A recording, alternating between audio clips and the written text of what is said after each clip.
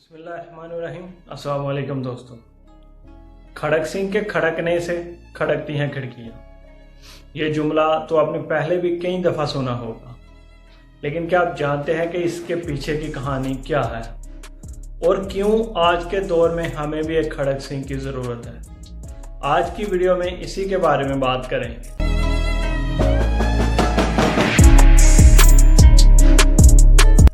खड़क सिंह पटियाला के महाराजा के मामू थे और रियासत के सबसे बाअसर जमींदार होने के साथ साथ गांव के पंचायत के सरपंच भी थे।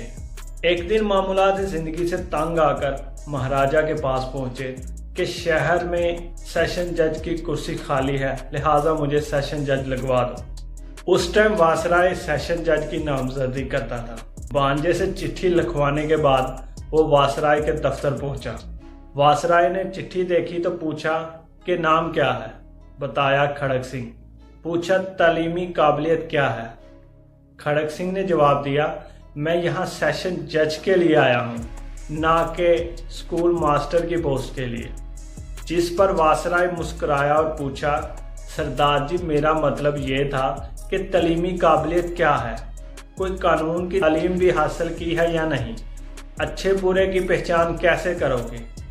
जिस पर खड़क सिंह ने जवाब दिया कि बस इतनी सी बात के लिए मैं गधों की तरह किताबों का बोझ क्यों उठाऊं, मैं सालों से पंचायत के फैसले करते आया हूं, अच्छे बुरे की तमीज एक नज़र देखने के बाद ही कर लेता हूं। वासराय ने सोचा कि अब कौन महाराजा की नाराजगी मोल ले, जिसने सिफारिश की है वो जाने और उसका मामू जाने। चिट्ठी पर दस्तखत किए और जस्टिस खड़क सिंह के ऑर्डर पास कर दिए। खड़क सिंह वापस पटियाला पहुंचे। अगले दिन बतौर सेशन जज जब वो कमरा अदालत में दाखिल हुए तो इत्तेफाक से पहला केस एक कत्ल का था, जिसमें एक तरफ एक रोती बिलखती औरत और दूसरी तरफ 4 कत्ल के मुल्जमान कटहरे में खड़े थे। कुर्सी पर बदजुबान होने से पहले खड़क सिंह ने दोनों फरीकैन को एक नज़र देखा और उसी वक्त सारा मामला समझ गए।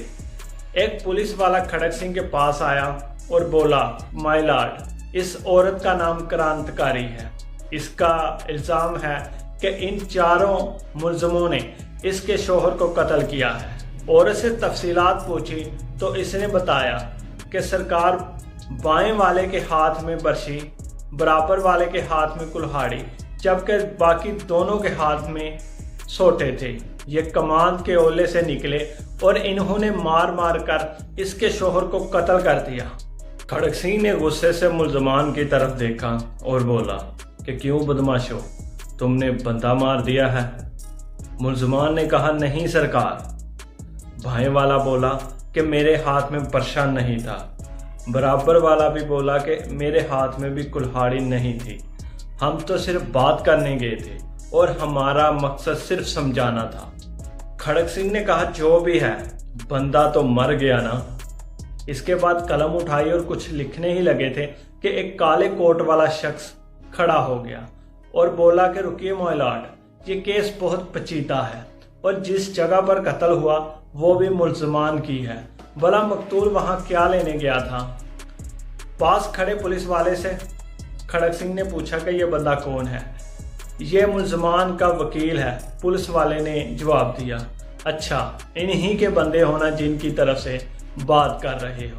वकील की तमाम तर दलाइल सुनने के बाद खड़क सिंह ने वकील को भी उन मुल्जमान के साथ कटहरे में खड़ा कर दिया और एक तफसीली फैसला लिखा। इस फैसले के मुताबिक इन 4 मुल्जमान और इनके वकील को कल सुबह 7 तक फांसी दे दी जाए। इस फैसले के बाद लोग खड़क सिंह का नाम सुनकर थर थर कांपने लगे कि खड़क सिंह मुल्जमान के साथ साथ उनके वकीलों को भी फांसी दे देता है और अचानक जराइम की शरह सिफर हो गई। जब तक वो पटियाला जज रहे, रियासत में खूब अमन रहा। लोग दूर दूर से अपना केस खड़क सिंह की अदालत में लाते और फौरी इंसाफ पाते। आज के दौर में हमें भी एक खड़क सिंह की ज़रूरत है। हम ये तो नहीं कहते कि वो वकीलों को सज़ा दे, लेकिन इंसाफ का बोलबाला होना चाहिए, जराइम की शरह में कमी होनी चाहिए और आम शहरी भी اپنی جان اور مال کو محفوظ محسوس کر سکے۔